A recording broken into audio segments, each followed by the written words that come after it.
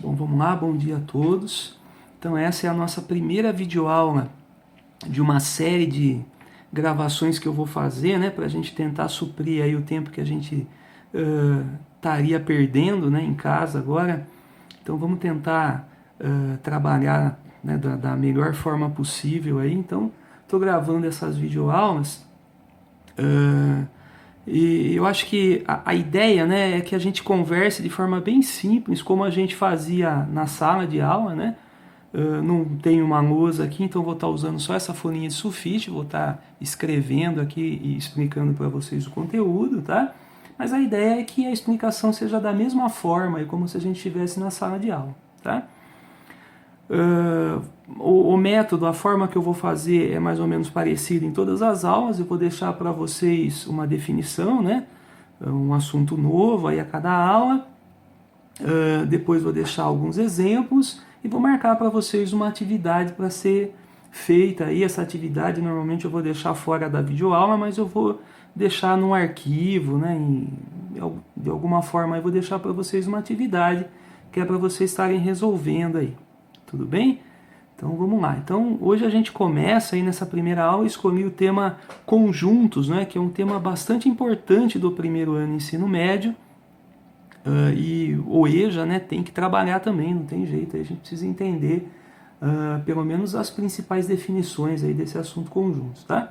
Então hoje a gente começa a falar dos conjuntos, vamos fazer as primeiras aulas sobre esse tema.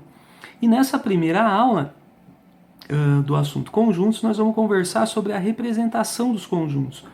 Vamos fazer uma definição no comecinho e depois eu falo para vocês de 3 formas de representação aí dos conjuntos. Vamos lá? Então, primeiro, uma definição, tá? Então, conjunto a gente pode definir de uma forma bem simples, como sendo uma coleção de objetos. Então, vou escrever aqui, ó, conjuntos é uma coleção de objetos que tem, né, como característica aí alguma coisa em comum. Eu vou escrever assim, ó, uma coleção de objetos com uma mesma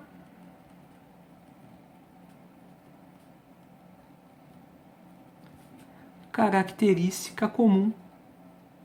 Se é mesmo, não precisa ser comum, né? Eu já comecei aqui. Comum. Tá? Ou com uma característica comum. Então, uma coleção de objetos com uma mesma característica ou com uma característica comum. Tudo bem?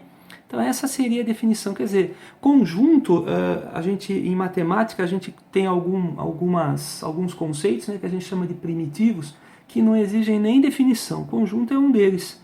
Tá? Um conceito aí primitivo na matemática, mas eu queria deixar para vocês aí o que é, né? Então, conjunto é isso. Então, toda vez que a gente estiver falando em exercícios sobre conjuntos, nós vamos pensar que são várias coisas, né? Que podem ser objetos aí de qualquer tipo, podem ser números. Nas próximas aulas nós vamos falar de conjuntos numéricos. Vamos ver que a maioria das vezes a gente vai tratar com números, mas pode ser qualquer coisa, né? Que esteja unida aí por causa de uma característica comum, tá? A segunda definição que eu queria deixar para vocês nessa aula é sobre elemento. Então a gente chama de elemento todo objeto que forma um conjunto. Então é todo objeto que pertence a um conjunto. Todo objeto que pertence a um conjunto, tá bom? E a gente usa muito esse termo também de pertence. Toda vez que a gente falar de um elemento que está dentro de um conjunto, a gente vai usar, então, essa forma de escrever, dizer que o elemento pertence ao conjunto, tá? Inclusive, esse pertence aqui a gente vai usar uma letrinha, um símbolo, né? Que é esse símbolo aqui, esse E aqui, que a gente usa e chama de pertence. Então, em alguns exercícios, né, na próxima aula, nós vamos estar usando esse símbolo aqui para dizer que um elemento pertence a um conjunto. Nós vamos usar esse símbolo de pertence aí. Bom, essa é a definição, então, de conjunto e de elemento. E nessa primeira aula eu queria mostrar então 3 formas de representação. Vamos dar uma olhada aqui então. Representação. Né? Então são 3 formas, pessoal. Primeira forma de representação. A primeira forma é chamada de representação por propriedade. Representar um conjunto por propriedade não é nada mais do que falar da característica comum que os elementos dele têm. Né? Então, toda vez que eu consigo falar numa frase das características comuns que todos os elementos do conjunto têm, eu estou representando então esse conjunto. Um exemplo disso, olha, vamos dar um exemplo aqui. Então, vamos deixar os exemplos aqui do lado. Então, a representação dessa primeira forma por propriedade, um exemplo poderia ser assim, ó, conjunto das vogais do nosso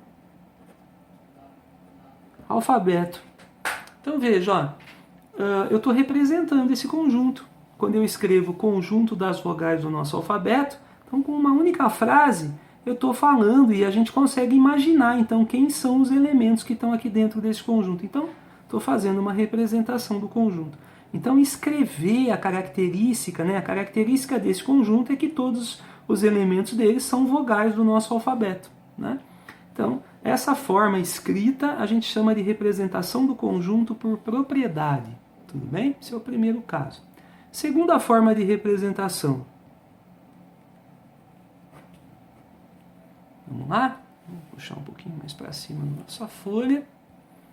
Segunda forma de representação, a gente chama de lista de elementos. Então, a lista de elementos, como é que ela vai funcionar? Imagina o mesmo exemplo anterior, né? De conjunto das vogais do nosso alfabeto. Então, aqui eu já tinha uma forma de representar, mas agora eu quero representar esse conjunto listando seus elementos. Então, a primeira coisa é usar uma letra maiúscula para representar esse conjunto. Como eu estou falando do conjunto das vogais, eu vou usar uma letra V para representar, maiúscula. Poderia ser qualquer letra aqui, mas a gente costuma usar uma letra que lembre do conjunto. Então, o conjunto V das vogais do nosso alfabeto. Aí eu abro aqui uma chavinha e vou colocar os elementos aí dentro. Então, quem são as vogais do nosso alfabeto? A letra A, a letra E,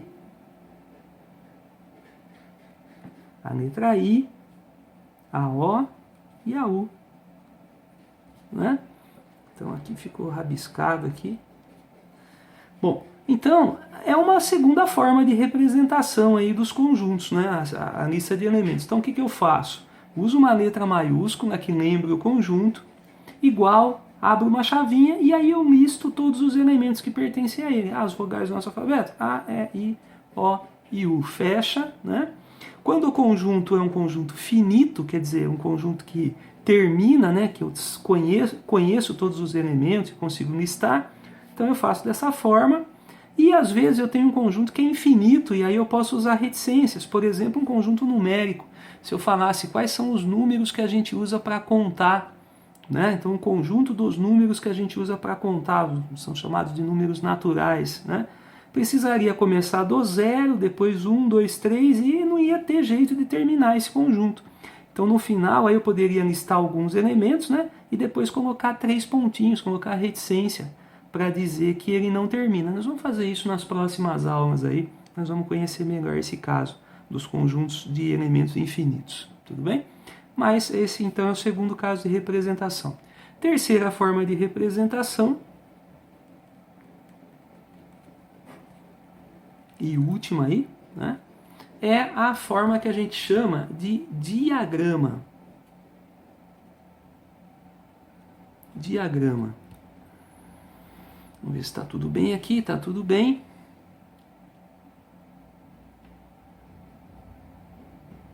Então, a forma de diagrama, pessoal, é o desenho. A palavra diagrama, né, é sinônimo aí de figura, de desenho. Então, nesse caso, né, desse conjunto, esse mesmo exemplo que eu estou usando aqui, como é que eu poderia representar com desenho, né? A gente costuma usar um balãozinho, costuma usar um círculo para fazer a representação. A gente pode usar uma letra maiúscula também. Então, no caso aqui das vogais, poderia continuar usando o V, né? E ele vai ficar ao lado do balãozinho. Se eu quiser usar um sinal de igual, ou só deixar ele mesmo próximo ao balãozinho, para dizer que, né, que esse é o conjunto V. E aí eu faço, ó, a representação por diagrama. Faço a minha bolinha.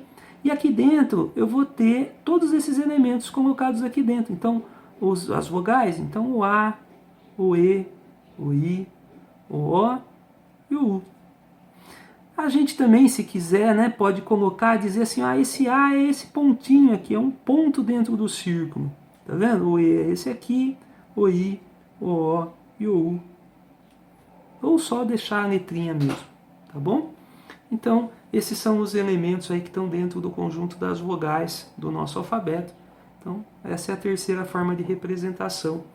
Então, nós vamos usar em alguns momentos, né, nós vamos usar os diagramas, em outros momentos nós vamos usar a lista de elementos e alguns aí a propriedade. Então, é bem importante que a gente conheça as três formas de representação, tá? A nossa aula de hoje, a explicação é essa, né? Eu queria deixar para vocês aí 2 exemplos, para vocês poderem fazer atividade. Essa primeira aula, se fosse ver, a gente nem precisava de exemplo, né? Tá muito simples, mas eu vou deixar aqui 2 exemplos só para a gente terminar a nossa aula, tá? Os exercícios vão ser muito parecidos com esses exemplos. Olha o exemplo 1. No exemplo 1, eu quero que vocês representem, eu vou escrever aqui, ó. Represente o conjunto das disciplinas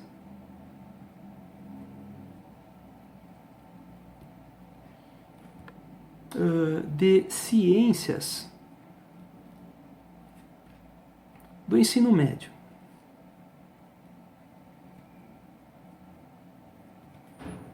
Tudo bem?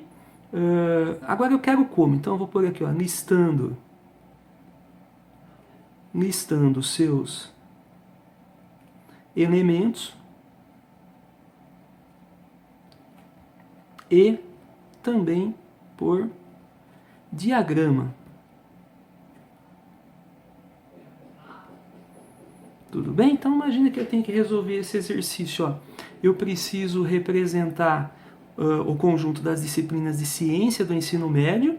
Então já vou imaginar quem são aí as disciplinas, né, de ciência, listando seus elementos e por diagrama. 2 formas diferentes. Vamos lá? Como é que eu vou fazer isso? Então, primeiro pela lista de elementos. Vou precisar de uma letra maiúscula para representar. Como é o conjunto das disciplinas, né? Vou usar um D maiúsculo aí para representar. Igual, abro a chavinha e vou listar os elementos aí. As disciplinas de ciência são a química, a física e a biologia. Né? Então, no ensino médio a gente tem essas 3 disciplinas aí. Né? Não que a ciência seja só dessas 3 disciplinas, mas são as disciplinas que são trabalhadas no ensino médio, né? Na área de ciência. Então, química, física e biologia. Listamos os elementos, fechamos, né, um conjunto finito aí de elementos. Então essa seria a lista de elementos. E ele pede também a representação por diagrama. Então por diagrama como é que seria? Eu vou fazer pequenininho aqui, que eu vou precisar do outro espaço. Eu usaria a letra maiúscula de novo e depois faria o diagrama, a bolinha, pessoal. Né? Então eu vou colocar aqui dentro, ó, química, física, biologia, né? Os 3 elementos aí dentro. Então, a representação por lista de elementos e representação por diagrama. Nos exercícios de vocês não vão ter que fazer as 2 coisas em cada exercício. Então, separei, né, alguns exercícios e cada um eu peço para fazer a representação de uma forma diferente. Então, vocês usam, né, a forma que ele pedir. Vou deixar um segundo exemplo aqui, ó.